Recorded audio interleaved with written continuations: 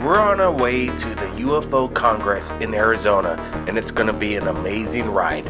Hang on tight because we're going to speak to the top ufologists from around the world. Our special correspondent, Dr. Jay Elias, is on his way to Arizona. Thanks again, Blake. We are at a pit stop on the way to the 2013 International UFO Congress. About to have a great time. All our viewers will be sharing everything. Back to you. We are officially in Arizona on our way to the 2013 International UFO Congress. Our viewers are going to see everything once I get there. This is Dr. J. Andy Elias, Third Phase of Moon. Well, I'm from Brisbane, Australia, and I came across Third Phase of Moon by accident about 6 months ago. And I've been really impressed, actually, the quality of footage that I've seen. Often I get to see stuff there that I don't see anywhere else, and that's saying something given the ubiquitousness of video footage on the internet. Well, anything you want to say to the viewers of Third Phase of Moon? Well, keep watching, guys.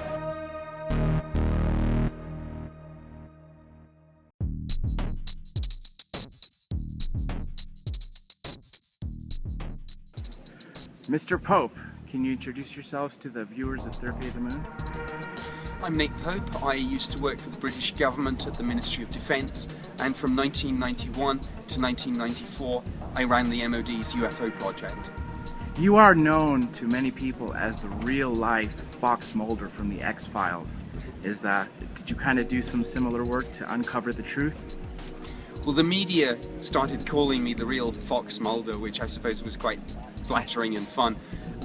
Most of what I did was researching and investigating UFO sightings in the UK, but we did get drawn into other things such as crop circles, animal mutilations, remote viewing, even ghosts on military bases. So I suppose these, in a sense, were the real-life X-Files, yes.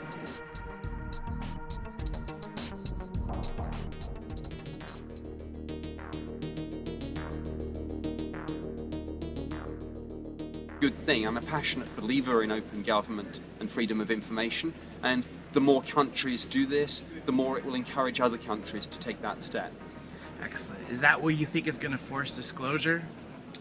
I think the question of disclosure begs the question that what people think there is to be disclosed. But I think one thing we can all agree on is that not all the files on this have yet been released. So whether there's a spaceship in a hangar out there for some people to see sometimes, or whether the truth is, I don't know, subtle and different to that, I don't know. But clearly, I think we're moving in the right direction. We are seeing more and more files and documents being opened, and that's a good thing. If you have one final message to the viewers out there, what would you have to say? I think my message on this would be, look behind the headlines that one sometimes sees on this. I think it's very easy to trivialize this subject and to play it in a comedic way. And let's not kid ourselves, there are some fairly colourful characters involved in this field. There's plenty of good material too, and my message to people would be, take a look behind the headlines. Look at the UFOs seen by pilots, tracked on radar, and come to realise, as I realised through my government work, that whatever we think this is, it's a serious and real phenomenon that perhaps has something to teach us all.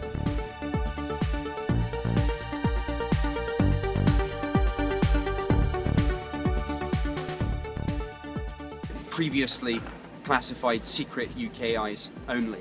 So there's a huge process there. The French government, of course, released its UFO files in 2007. Brazilian government is releasing files. Other countries have done so too. It's a domino effect, and clearly when one country does this, it puts pressure on others who have not yet done so to take that step, particularly in countries that are open democratic societies and where there's a free press and a Freedom of Information Act. So I think this is a good thing. I'm a passionate believer in open government and freedom of information, and the more countries do this, the more it will encourage other countries to take that step.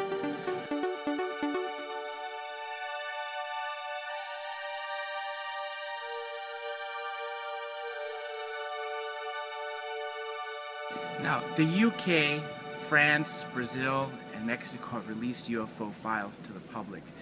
Do you think that's going to be a global effect where all countries are going to do so? I mean, what's the state of disclosure in your opinion? Well, the UK government is coming to the end of a 5-year programme to declassify and release its entire archive of UFO files. This has involved over 50,000 pages of documentation so far. Some of that previously classified secret UK eyes only. So there's a huge process there. The French government, of course, released its UFO files in 2007. Brazilian government is releasing files. Other countries have done so too. It's a domino effect.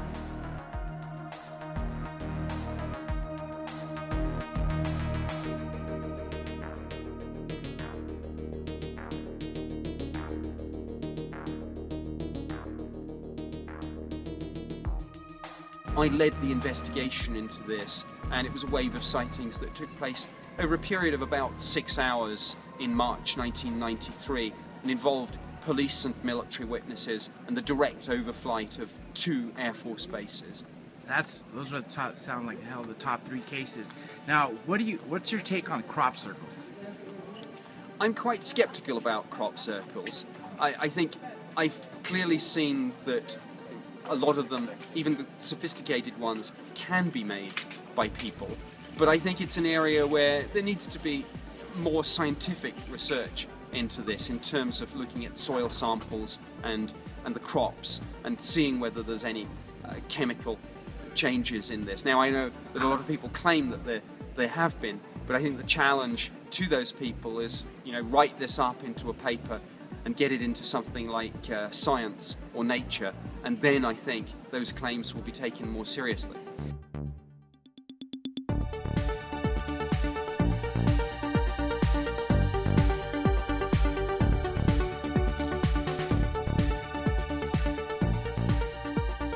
That was the one and only Nick Pope here at the 2013 International UFO Congress. Everyone's having a great time, and we'll send you some more footage. We are here with the one and only Travis Walton. Mr. Walton, how are you enjoying the 2013 International UFO Congress? It's a great conference this year, and encourage everybody to check out Third Phase of the Moon. You had a hell of an experience 35 years ago, or a little longer than that. You're one of the most well-known cases around the world. What do you have any comments to say? Well, even all this many years later, it's still something that's just huge in my life, for better or worse, whether I like it or not. All right, excellent. If you have one last message to all the viewers of the UFO public, what would you have to say to the viewers of Third Phase Moon? Well, the UFO public and the non-UFO public. First, take a look at the evidence.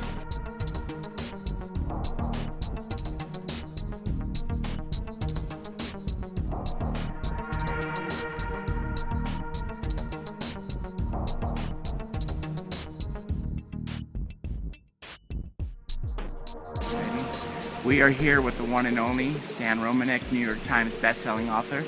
It's actually international best-selling author. And that's right.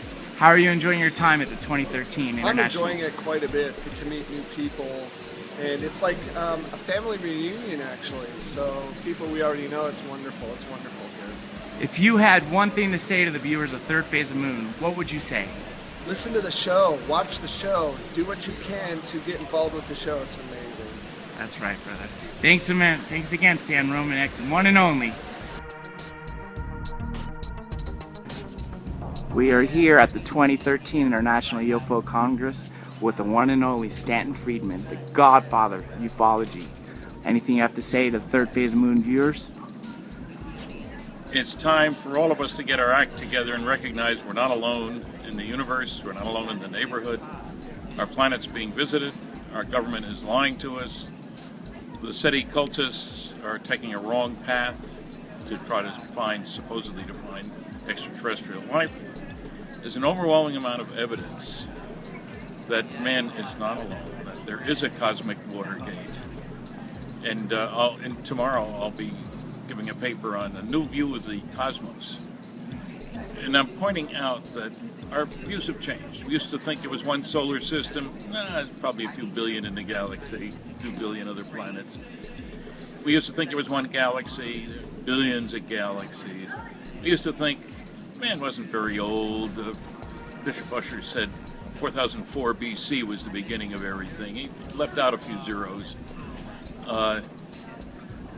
We have to recognize we're not the big shots in the neighborhood. We have to also recognize how we must look to alien visitors.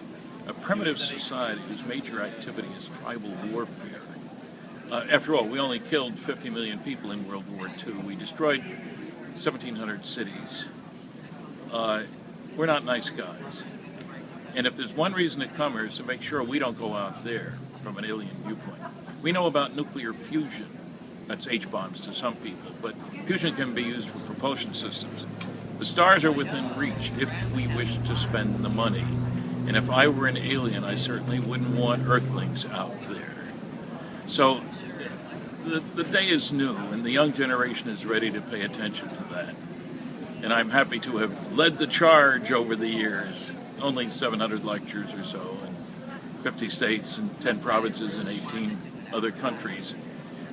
Everybody around the world is interested in flying saucers, and most of them believe that they're real, despite the nonsense put out by the nasty, noisy negativists and the fossilized physicists and ancient academics.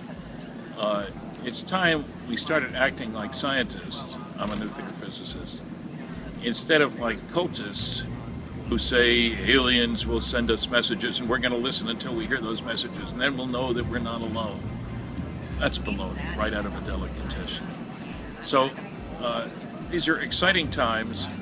It's nice to be where it's warm. I live where it's cold.